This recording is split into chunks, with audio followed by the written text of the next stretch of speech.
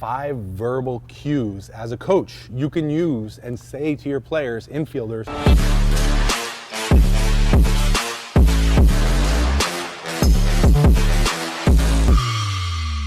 What's going on, guys? Coach Matt and YouGoProBaseball.com. I'm here with the man Nick Shaw, former professional middle infielder, also the creator of the Baseball Box. It's a monthly subscription box sent directly to your doorstep for that special baseball player. I'll leave a link down below where you can check out more information on that. In this video, we want to talk about 5 verbal cues as a coach you can use and say to your players, infielders, to help them become better infielders. These are things that not only will spark their mind to do the right thing, but help them become better, because these are all things that are needed within the fielding technique, right? Yes. What do you got? Yes. Now, these are 5 things that will promote a physical response. And what I hate hearing is stop making errors or catch the ball. A lot of times as an infielder, especially when I was playing, I didn't know why I didn't make the catch clean. Okay, so it's not as much as screaming certain things at them. Give them 5 physical cues that will promote a response that will help them field the ball correctly. Okay, and the first one is bill of the hat. Okay, and what I mean by that is, or you can say, show me the bill of your hat. When they receive the ball, the coach should see, or whoever's hitting the ball should see the bill of their hat as they're receiving the ball. Now, if we do it the wrong way, you'll see their face, okay? And you see this habit quite a bit where they're pulling their head off the ball. So if you have a kid that's pulling their head, just tell them, show me the bill of your hat when you're catching the ball. Boom, okay. Now the second one is fingers down. And what I mean by that is, if we catch the ball correctly, the fingers aren't gonna be pointed out, okay? The way I describe it kind of the best is, if I was gonna hit you a ground ball or roll you a ground ball barehanded, would you go like this to catch it, or would you put your fingers down?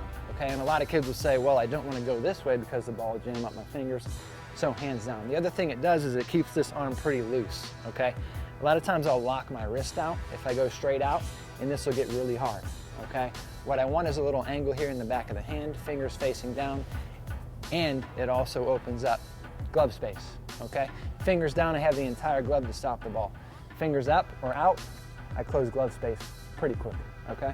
Number 3, get to the right, okay? And you probably hear this over and over and over, fielding the baseball. I'm not gonna dive too far into it, but to give our infielders some momentum to my left, to where I'm throwing, and to create a little angle with their eyes, as soon as the ball is hit, I wanna get a little bit to the right of the ball, okay? Yes, I wanna keep the ball within where I'm gonna catch, within my stance, okay? I don't wanna completely clear the path of the ball with my entire body, but I do wanna get to the right of the baseball and attack through with the left leg working through the baseball, okay?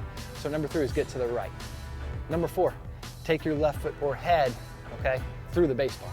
As I catch the baseball, I don't want to be stationary, all right? A lot of guys I've worked with, I've did it as well.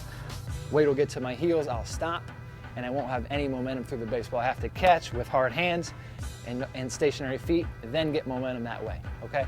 So get to the right, work at the head or the left foot, whatever makes sense to the infielder. It's the same thing, same concept.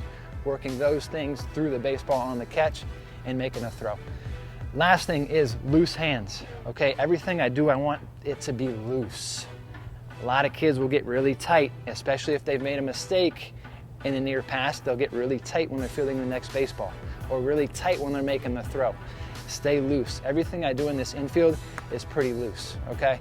If I'm attacking the baseball with one hand, yes, I want to be a little firm, but for the most part, everything here is pretty loose. No matter what I'm doing here, these need to stay loose and promote soft hands.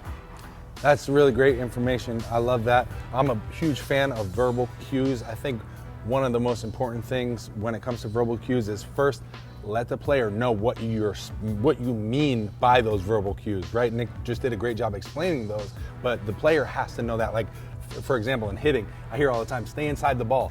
What the heck does that mean if it's never been explained, right? Yeah, absolutely. What do you mean by stay inside the ball, right? So verbal cues can be very beneficial. The other thing is to repeat them all the time so that the player knows and he starts developing that pattern. And when that happens, that's when you see a lot of the success. So really great stuff. I appreciate that. Guys, if you like that, go ahead and give it a thumbs up. Drop down in the comment section below if you got any questions for us. If we have an answer them there. Subscribe to YouGoProBaseball. Don't forget to check out thebaseballbox.com. I'll leave a link down in the description. Thanks so much, guys. We'll see you in the next video.